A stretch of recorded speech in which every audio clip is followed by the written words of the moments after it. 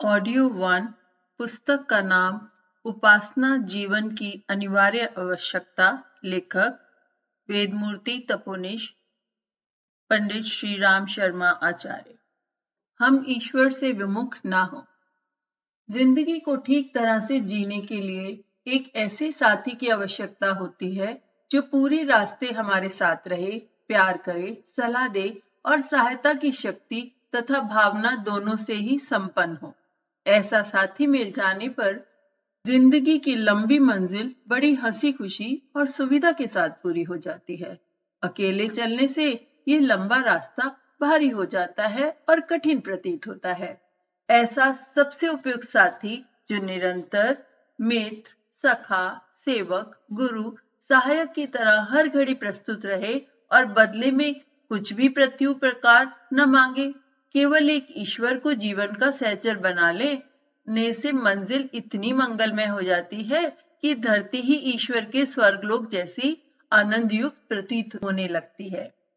यूं ईश्वर सबके साथ है और वह सबकी सहायता भी करता है, पर जो उसे समझते और देखते हैं वास्तविक लाभ उन्हें ही मिल पाता है।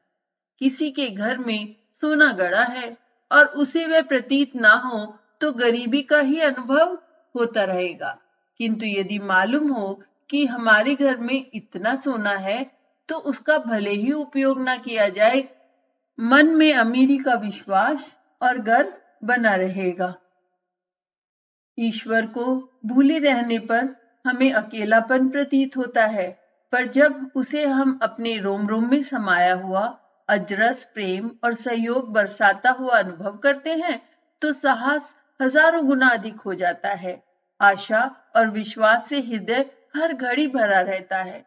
जिसने ईश्वर को भुला रखा है, अपने बलबूते पर ही सब कुछ करता है और सोचता है, उसे जिंदगी बहुत भारी प्रतीत होती है। इतना वजन उठाकर चलने में उसके पैर लड़खड़ाने लगते हैं।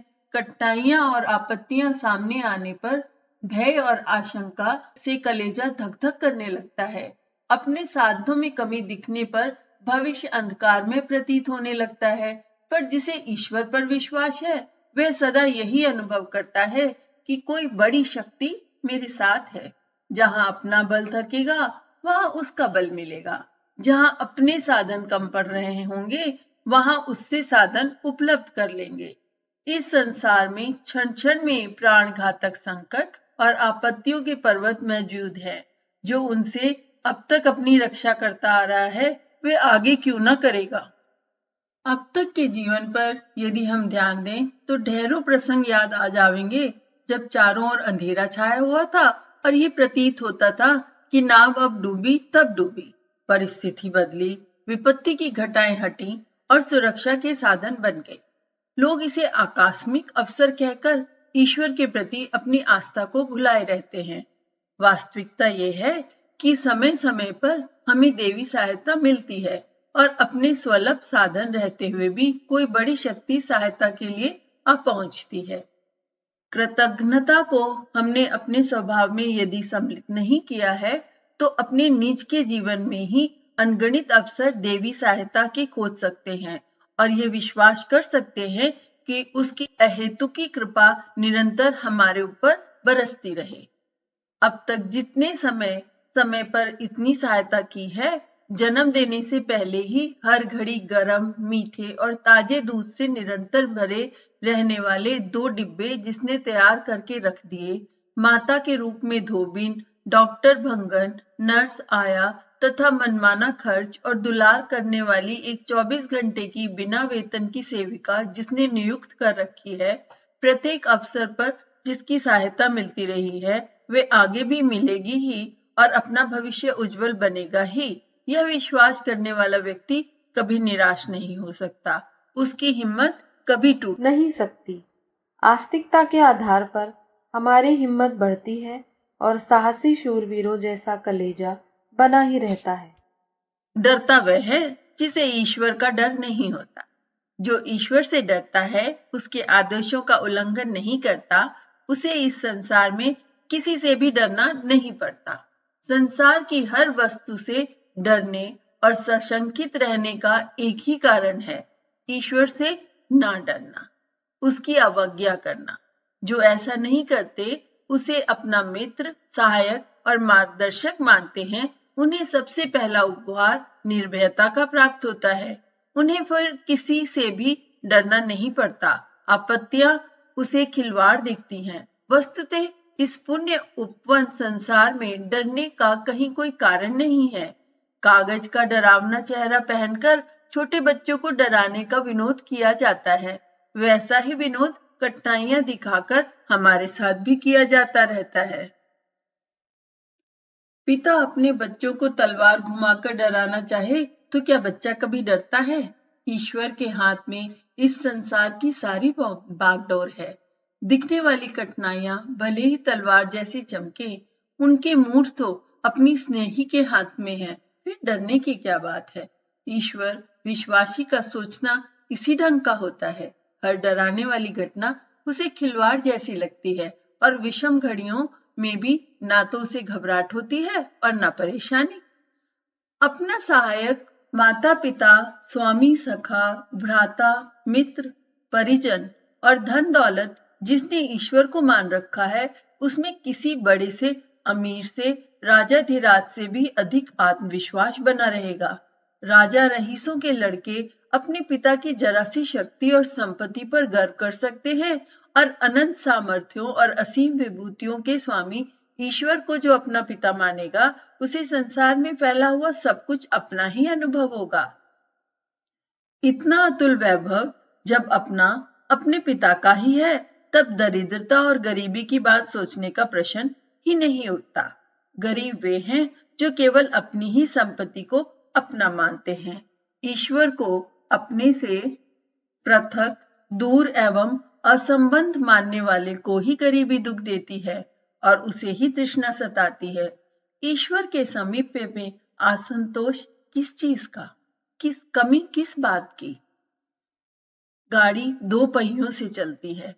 अपनी गाड़ी में एक पहिया अपना और एक ईश्वर का लगा ले तो जो गति आती है वह एक पहिए से नहीं आ सकती।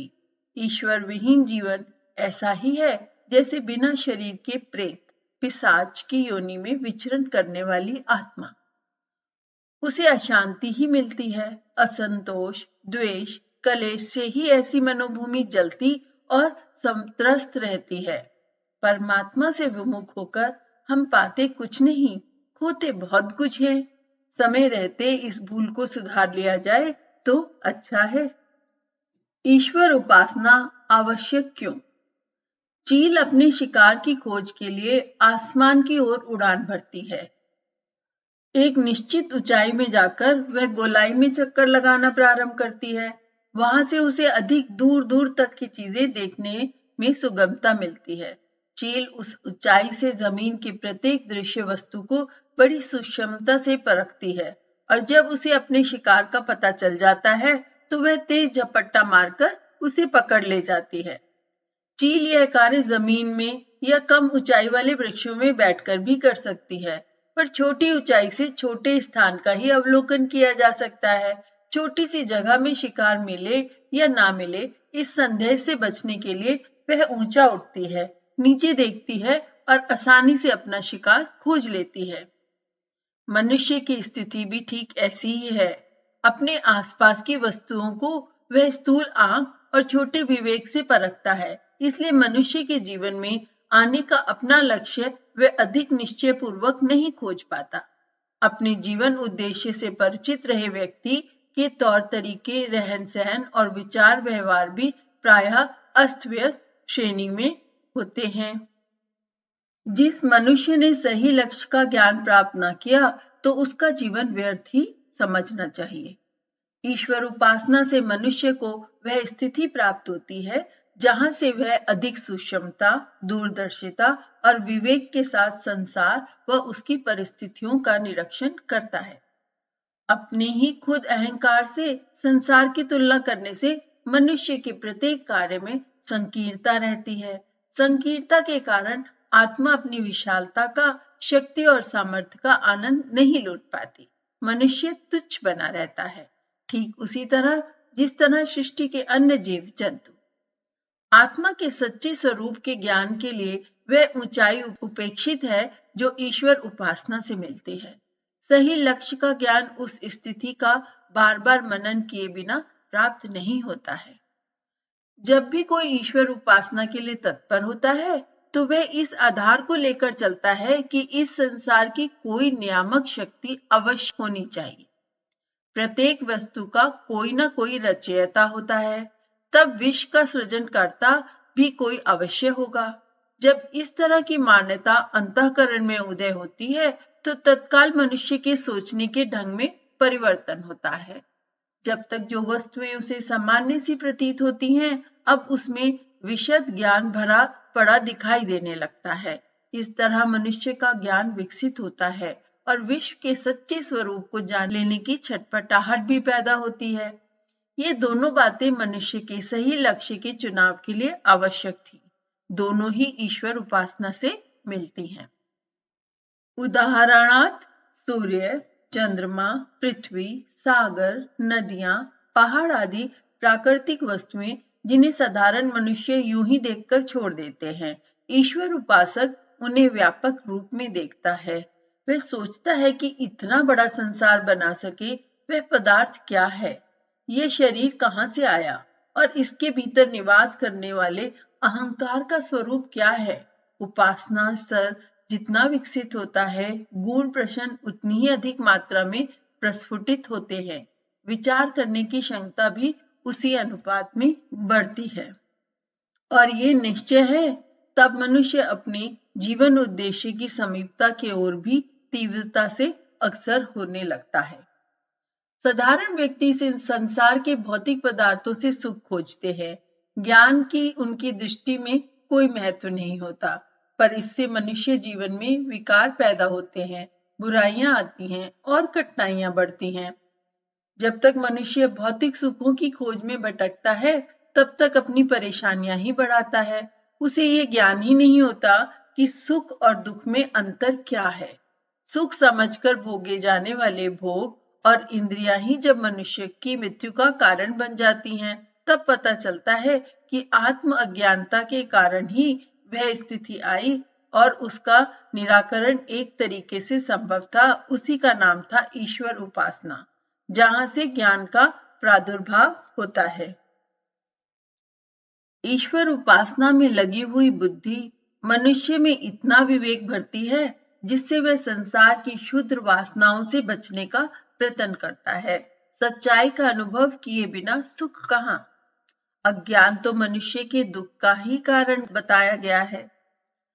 अपनी आंख से अपनी आंख को देख पाना बड़ा कठिन बात है। जब कोई आवश्यकता पड़ती है तो दर्पण खोजते हैं और उसके माध्यम से आंख की स्थिति का पता लगाते हैं।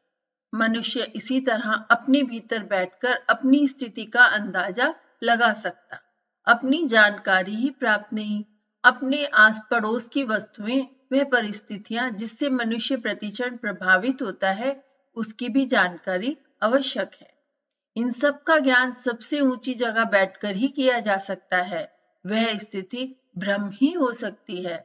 भ्रम की अनुभूति के साथ साथ ही संसार के सच्चे ज्ञान का प्रादुर्भाव होता है।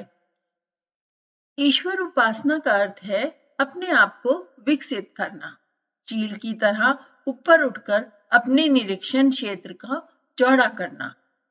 जो जितना ऊंचाई पर उठकर देखता है उसे उतना ही दूरदर्शी विवेकवान समझा जाता है।